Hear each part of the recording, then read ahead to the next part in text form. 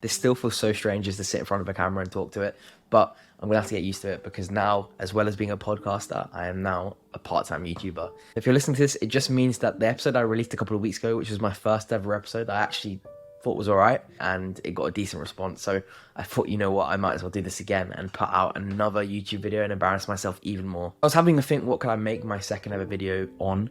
I remember when I first sat down to set up my podcast, I went to Google, typed in what to know before setting up a podcast, and there was tons of great advice, tons of great videos around setting up a podcast, but no one specifically in the healthcare space. And so I thought, why not just create a video on the things I wish I knew a couple months ago before my content creation journey in healthcare. I'll also be including some clips from a mentorship episode that I recorded with Musty, aka the Big Picture Medicine podcast, Dr. Mustafa Sultan, huge inspiration of mine. And I've now had time to actually reflect on the advice he gave me and pick out what I think is relevant for me and put that into a YouTube video. If you enjoy this video, then please make sure you hit that follow button, leave a like, and make sure you comment down below. So number one is something I like to call the skills and taste gap. When you first start out producing content, you're going to be extremely enthusiastic, extremely excited.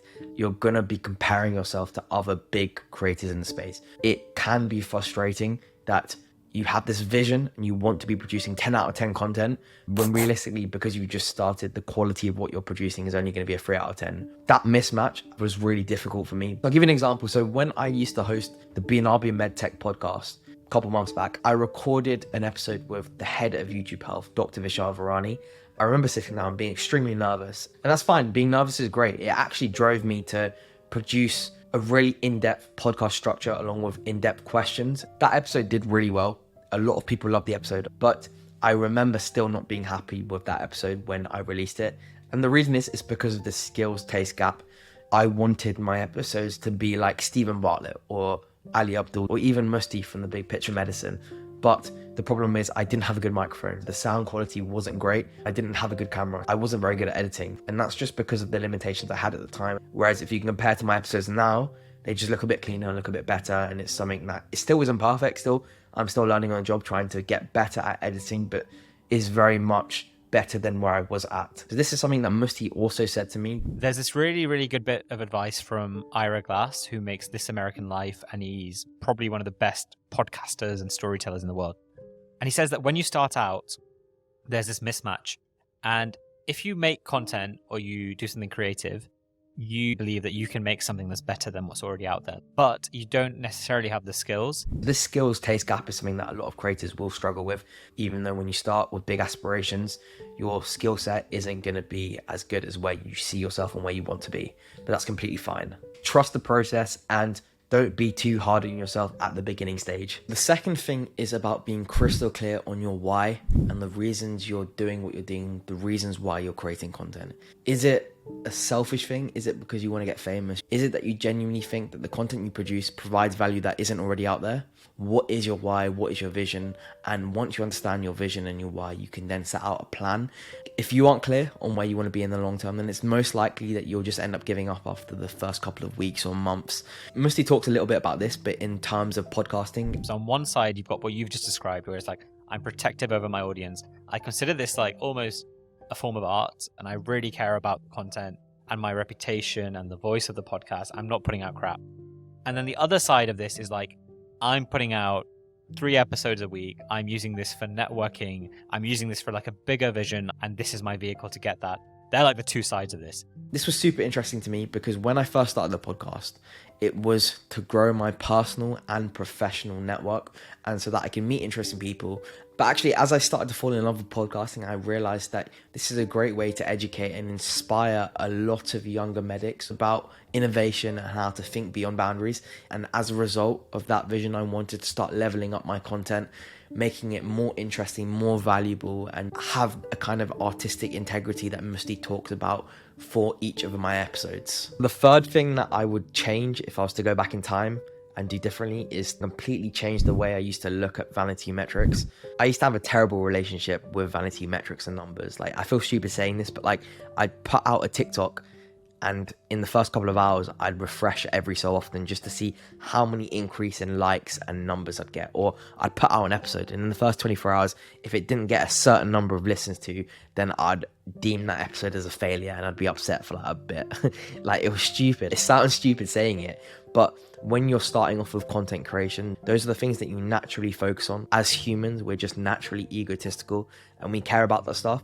But what I would say is, if you want to progress in your content creation journey and genuinely be successful, forget about those numbers. All the big creators, they don't care about their subscribers, their views, their listens. They just put out content that they are genuinely happy with. Musty also spoke a little bit with me about these vanity metrics, and it's really what got me to change my perspective on them. When you look at metrics like listeners and subscribers and stuff, there's this kind of hyper optimization paradox where if you optimize too much for them, so if you start letting it guide your content based on what's getting views, like you might have a clip that goes viral and then think, I'll work backwards from that. So that did well. How can I make my content more like this? You end up in this weird space where the algorithm of different content platforms is really affecting what you're making. And I don't necessarily think in a good way. We've seen that on TikTok and other platforms where you get more and more extreme content. I think it can go viral, but maybe the value and the longevity in it and even your personal reputation and vibe is damaged a bit. Now I'm trying to change my mindset and focus specifically on the genuine impact metrics. Like people coming up to me at a conference saying they've listened to a podcast episode and they love it, or someone dropping me a DM or dropping me an email and saying to keep doing me. I'd say focus on producing content around stuff you actually enjoy, stuff you actually love doing, and stuff you're passionate about, rather than focusing on producing content that you think will get in the most views, the most numbers, the most listens. I'd say the fourth thing is striking a balance between authenticity but then also crafting a persona, crafting an internet personality per se, and who that internet personality is, because it's obviously going to be different to your normal self. There's nothing natural about pressing the record button on a camera and speaking to a camera. You're having to somewhat craft a different person to your normal self, but it's also about finding that balance of still being authentic. So me personally, I've always strived to be authentic and be my normal self, despite the fact that I am having to somewhat fine-tune some parts of my personality in the way I speak. I'll give you an example. I've always struggled with umming, ahhing, filler words, speaking eloquently, speaking naturally. As a result of that, I've had to somewhat craft the persona around being a professional podcaster. It means that I somewhat act the part, I convince myself to act that part, and I make a continuous and active effort to speak a bit better. This is something I only started considering after again speaking with Musty about it. I've always just normally been my authentic self, but as I'm slowly progressing through my journey, I do see value in putting on a bit of a mask and a professional front. I think when you're doing a podcast, you've got different goals. You need to be more articulate. You probably need to speak a bit slower than you normally would. You need to enunciate your words properly and things like that. The point, I think, of an interesting conversation is to have a bit of conflict. I think if everyone's agreeing, it's very, very boring.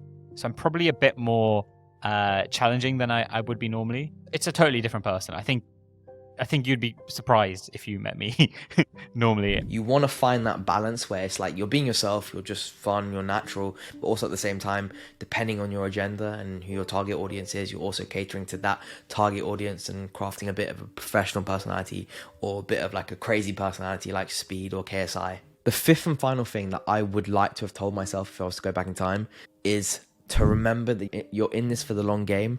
The difference between a successful creator and an average creator is always one thing, and that's consistency. All big creators, all big podcasters in the space have one thing in common, and that is the fact that they've turned up and produced consistent quality content.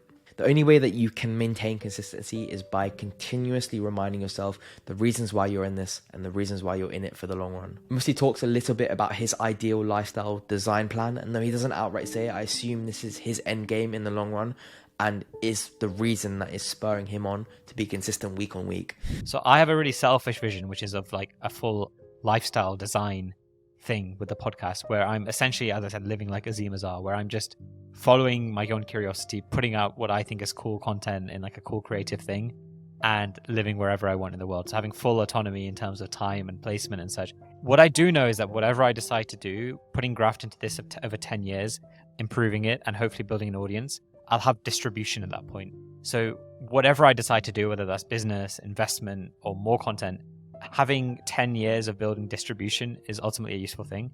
Being consistent is hard. There's been multiple times in the last couple of months where I have considered giving up.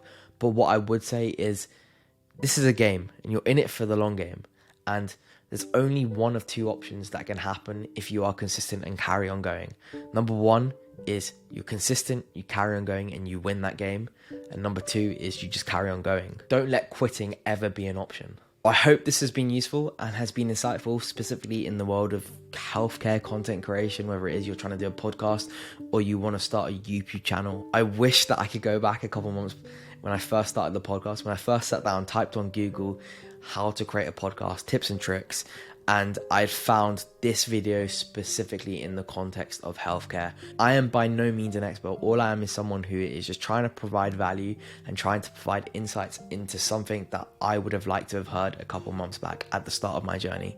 I still have an extremely long path. I've only taken the first step of my journey, and I know that I have miles and miles to go before I'm even remotely happy. There's a great quote which is, desire is a contract you make with yourself to be unhappy until you get what you want. And I pretty much live by that. I have a desire to inspire and educate through creating one of the biggest health entrepreneurship, health innovation podcasts. And I know I'm not going to stop until that desire is fulfilled. I'll leave you with one last piece of advice before you start on your journey, which is adapted from the book Atomic Habits by James Clear. And he talks a little bit about creating and implementing good habits. But before starting to implement those habits, you need to identify who you are, who you would like to be, and who you want to be. Once you've identified that, you can then shape the habits that you're forming around that person. I would say that before you get started on your journey, identify where you want to be, who you want to be, and start creating content around that. I really hope that this episode has been useful and you guys have enjoyed it, and I haven't just been speaking to myself on this camera for the last 15 minutes. So if you enjoyed it, make sure you hit that subscribe button, leave a like rating, and leave a comment down below. Just let me know you got to the end and just say Ash smells, just to confuse everyone in the comment section.